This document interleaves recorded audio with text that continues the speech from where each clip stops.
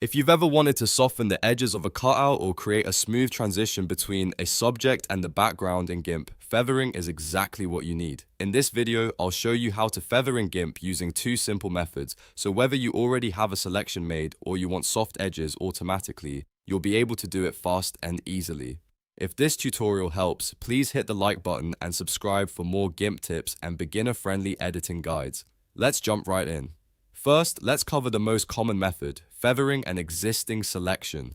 This is the method you'll use when you've already drawn a selection around part of your image and now you want the edges to blend more naturally. Start by opening your image in GIMP and making sure your layer can support transparency. To do that, right-click the image layer in the Layers panel and choose Add Alpha Channel. If that option is grayed out, don't worry. That simply means your layer already has transparency enabled. Now, you need to make your selection. You can use the Rectangle Select tool, the Ellipse Select tool, or the Free Select tool, also known as the Lasso tool, depending on what you're selecting. Draw the selection around the subject or area you want to edit. Once your selection is active, go up to the top menu and click Select, then choose Feather. A small feather window will appear. This is where you control how soft the edge will be. The radius setting tells GIMP how many pixels the feathered edge should spread across. A smaller number gives you a subtle soft edge, while a larger number creates a more gradual blend.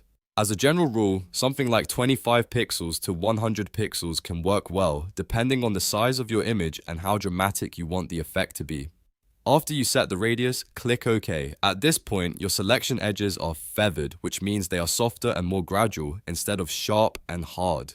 If you want to remove the background around your subject while keeping the softened edge, go to Select and choose Invert. This flips the selection so the background becomes active instead of the subject. Then just press the delete key to remove it. Because the edge is feathered, the cutout will fade out smoothly instead of looking harsh. If your goal is the opposite and you want to clear the inside of the selection while keeping the outside intact, you can simply press delete without inverting first. That will remove the selected area with a soft edge. This is really useful for photo editing, compositing, and creating natural-looking transitions. Now let's go to the second method, automatic feathering while you're selecting. This is perfect if you want every selection you make to already have soft edges without needing to apply feathering manually each time.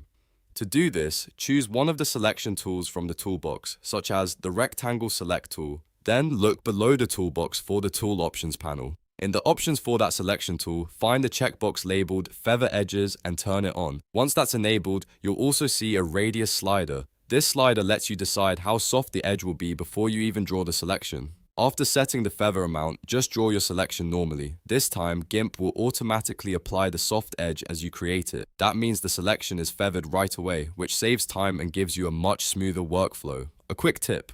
If your feather looks too strong, lower the radius. If it's not noticeable enough, increase it a bit. The best setting depends on your image resolution, the size of the object you're editing, and how blended you want the result to look. It's always a good idea to test a few different values until it feels right. So to recap, if you already have a selection, use Select Feather to soften it manually. If you want soft edges from the start, enable feather edges in the tool options before drawing. Both methods are simple, and once you get used to them, feathering in GIMP becomes one of those quick skills that can make your edits look much more professional. If this tutorial helped you, please give it a like, subscribe for more GIMP tutorials, and check out the next video for more easy editing techniques. Thanks for watching, and I'll see you in the next one.